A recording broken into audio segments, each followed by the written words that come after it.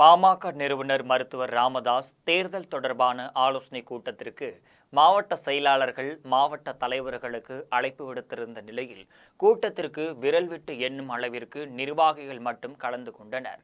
அன்புமணி உள்ளிட்ட பெரும்பாலான முக்கிய நிர்வாகிகள் கூட்டத்தை புறக்கணித்து விட்டதால் பாமக இரண்டாக உடையும் நிலைக்கு தள்ளப்பட்டுள்ளது குறித்து விவரிக்கிறது இந்த செய்தி தொகுப்பு. தமிழக அரசியல் கட்சிகள் 2026 சட்டமன்ற தேர்தலுக்கான வியூகங்களில் இறங்கியுள்ளனர். தேர்தல் என்றால் ஆளும் கட்சியை எதிர்க்கட்சிகளும், எதிர்க்கட்சிகள் ஆளும் கட்சியை விமர்சிப்பது வழக்கமாக இருந்து வருகிறது. தமிழகத்திலும் திமுக மற்றும் எதிர்க்கட்சிகள் இடையே அப்படியான நிலைதான் தொடர்ந்து வருகிறது. ஆனால் பாமகவில் மட்டும் சொந்த கட்சி பிரச்சனை பூதாகரமாக வருவது அக்கட்சியிலும் தமிழக அரசியல் களத்திலும் பல்வேறு கேள்விகளை எழுப்பியுள்ளது. பாமக நிறுவனர் மருத்துவர் ராமதாஸ் அவரின் மகனும் கட்சியின் தலைவருமான அன்புமணி ராமதாஸ் இடையே கருத்து வேறுபாடு தொடர்ந்து அதிகரித்துக் கொண்டே வருகிறது. ராமதாஸ் மூத்த மகளின் மகன் முகுந்தனுக்கு பாமக இளைஞரணி தலைவராக நியமிக்கப்பட்டதில் வெடித்த மோதல் மருத்துவர் ராமதாஸின் அறிவிப்புக்கும் அன்புமணி மேடையிலேயே எதிர்ப்பு தெரிவித்ததால் தந்தைக்கும் மகனுக்கும் கருத்து மோதல் வெடித்தது. இதைத் தொடர்ந்து ராமதாஸ், இது நான் உருவாக்கிய கட்சி, இனி பாமகவின் தலைவராகவும் நானே செயல்படுவேன் என்று அறிவித்திருந்தார். அதற்கு அன்புமணி, நிர்வாகிகளால் முறைப்படி தேர்வு செய்யப்பட்ட நான் தான் கட்சியின் தலைவர் என்றும் பதிலடி கொடுத்தார். கடந்த மே 11ஆம் தேதி மாமல்லபுரம் அருகே வன்னியர் சங்கத்தின் சீத்திரை முழு நிலவு மாநாடு நடைபெற்றது. அதில் ராமதாஸ், அன்புமணி ஒரே மேடையில் அமர்ந்தாலும் அதிலும் மோதல் போக்கு என்பது அதிகம் வெளிப்பட்டது. அந்த மாநாட்டில் முகுந்தனுக்கு முக்கியத்துவம் கொடுக்கப்படவில்லை என்று புகார் எழுந்தது. 2026 தேர்தலில் கூட்டணி விவகாரத்திலும் ராமதாஸ், அன்புமணி இடையே மாறுபட்ட கருத்து நிலவி வருவதாக தகவல் வெளியாகி இருக்கிறது. மாநாட்டில் பேசிய மருத்துவர் பாமக நிறுவனர் ராமதாஸ், கட்சியில் உழைக்காமல் பலர் ஏமாற்றிக் கொண்டிருக்கிறார்கள். அனைவரின் கணக்கையும் முடித்து விடுவேன். தேர்தல் கூட்டணியை பற்றி முடிவு செய்ய நான் இருக்கிறேன்.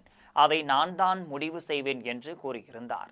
அதே மேடையில் பேசிய அன்புமணி, என் பின்னால் வாருங்கள், நாம் தமிழகத்தை ஆளும் நேரம் வந்துவிட்டது என்றார். இந்த நிலையில் பாமக மாவட்ட செயலாளர்கள், மாவட்ட தலைவர்கள் கூட்டத்திற்கு ராமதாஸ் அழைப்பு விடுத்திருந்தார்.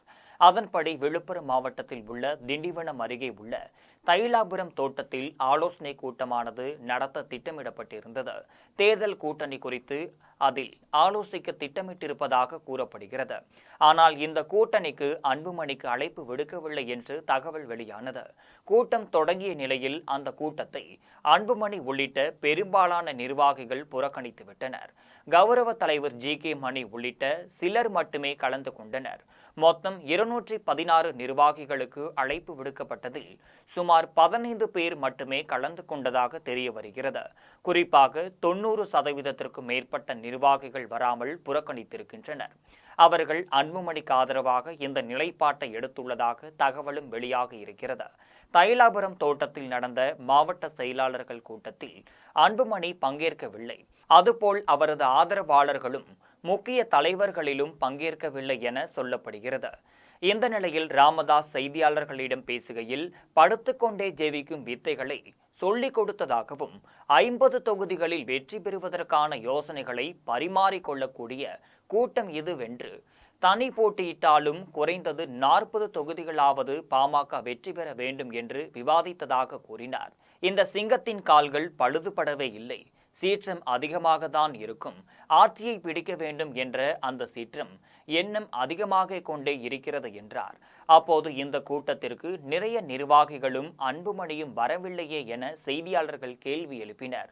அதற்கு பதிலளித்த ராமதாஸ், மாநாட்டில் வேலை செய்த கலப்பில் சிலர் வராமல் இருந்திருக்கலாம் என்றும், சிலர் என்னுடைய தொலைபேசியில் அழைத்து வராததற்கான காரணத்தையே தெரிவித்து விட்டார்கள் என்றும் கூறியிருந்தார்.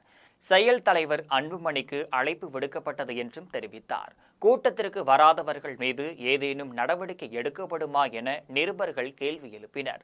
அதற்கு அவர், அவர்களாகவே விரும்பும் வரை யாரையும் நீக்க தேவையில்லை. செயல்பட முடியவில்லை என யாரும் விருப்பம் தெரிவித்தால் விருப்பப்படி மாற்றப்படுவார்கள். பாமகவில் கோஷ்டி மோதல் கிடையாது. நிச்சயம் 2026ஆம் ஆண்டு சட்டசபை தேர்தலில் கூட்டணி அமையும் என பாமக நிறுவனர் மருத்துவர் ராமதாஸ் நம்பிக்கை தெரிவித்திருக்கிறார்.